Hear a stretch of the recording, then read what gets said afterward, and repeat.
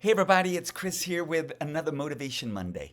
Today I want to talk about avoiding the boomerang effect. According to the Gottman Institute, in healthy relationships, there's a 5-to-1 ratio of positive interactions over negative interactions.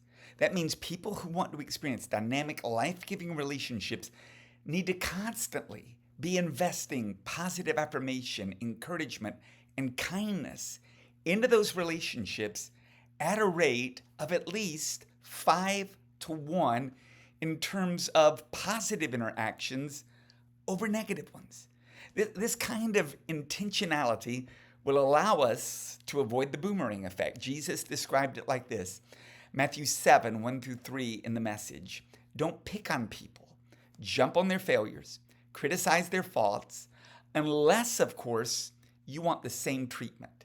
That critical spirit has a way of boomeranging. So, do you want to get really intentional about building a great relationship with your spouse, your kids, maybe your neighbors, maybe it's your coworkers, your boss, anyone you come into contact with? Do the exact opposite of what Jesus warned against. In other words, build people up instead of tearing them down. Don't pick on people. Put a spotlight on people's strengths, not their slip-ups. Jesus said, don't jump on their failures. How about this? Praise progress instead of expecting perfection or pointing out weaknesses. Don't criticize their failures or faults. That kind of intentionality creates what I'll call the kindness kickback. So here it is. Build others up. Put a spotlight on strengths, not slip-ups. Praise progress instead of demanding perfection and constantly pointing out weaknesses. Get this, culture in any and every relationship is created by design or default.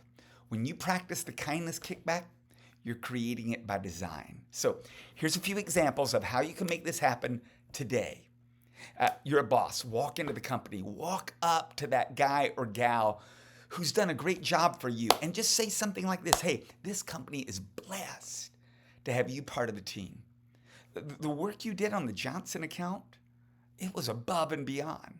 Or how about this for the person doing the landscaping in your yard? Maybe that's your son. Great job. The lawn, the shrubs look amazing. And maybe you're married with small kids.